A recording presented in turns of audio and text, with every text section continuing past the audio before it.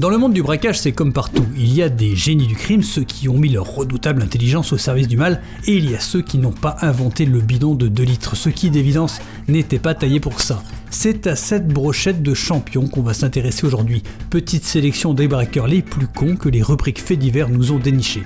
Numéro 1, celui qui n'aime pas s'encombrer de cash. C'est chiant, les braquages, on se retrouve avec plein de billets à plus savoir qu'en faire. Paul Niverson, 61 ans, n'a pas envie d'encombrer ses poches, il demande donc à l'employé de NatWest à Rainham dans le sud de l'Angleterre de faire directement un virement sur son compte.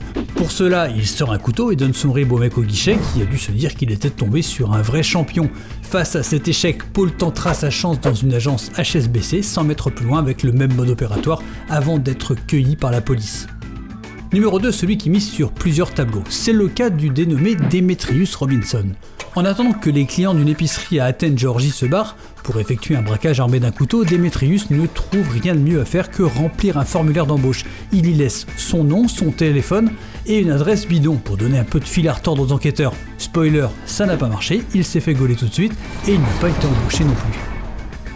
Numéro 3, celui qui s'est fait arnaquer par un sorcier, comme cet Iranien qui s'est fait refourguer un sort d'invisibilité. Après avoir tenté d'arracher du fric des mains des clients d'une banque, il s'est fait appréhender par la police de Téhéran qui a dû lui expliquer que tout le monde le voyait, on imagine sa déception.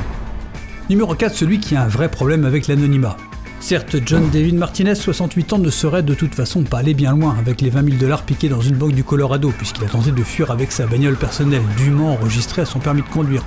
Mais puisque notre ami portait au moment des faits un t-shirt à son nom, on peut suspecter qu'il est plus con que malhonnête. Numéro 5, celui qui est un peu trop réseaux sociaux.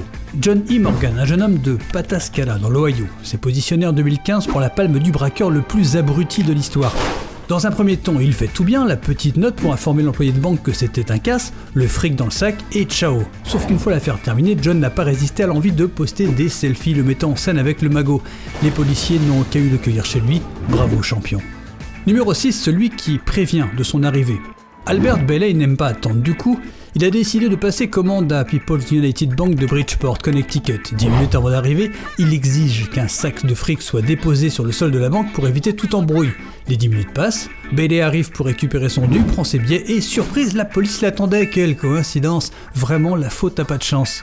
Numéro 7, ceux à qui on va décerner le titre de champion du monde. Accrochez-vous, c'est un peu dense. Nous sommes en 1984 en Floride. 4 hommes armés débarquent chez James et Ada Smith, de paisibles producteurs de mangue sexagénaires, et exigent 65 000 $ et de l'héroïne. Incompréhension du couple, et tout ce petit monde met un moment à piger qu'ils se sont en fait gourés de maison.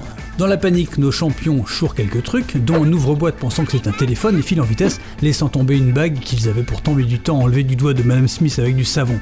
Départ en voiture et arrivé devant un péage, victoire, il suffit de passer de l'autre côté de cette barrière et à eux Florida Turnpike et la liberté.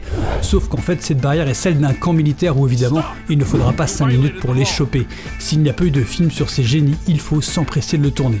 Alors oui, on n'a pas parlé de ces mecs qui se sont peinturlurés la gueule au marqueur indélébile pour ne pas être reconnus et qui du coup ne pouvaient pas passer inaperçus, ou de tous ces champions qui se sont décomposés sous l'œil des caméras de surveillance. Mais vous avez saisi le message. Si vous voulez devenir criminel, faites ça sérieusement, suivez une formation, voire un stage, ne vous lancez pas là-dedans sans préparation, vous risquez non seulement de vous faire choper, mais en plus de passer pour des cons dans la vie et sur internet. Et ça, personne n'en a envie. Salut.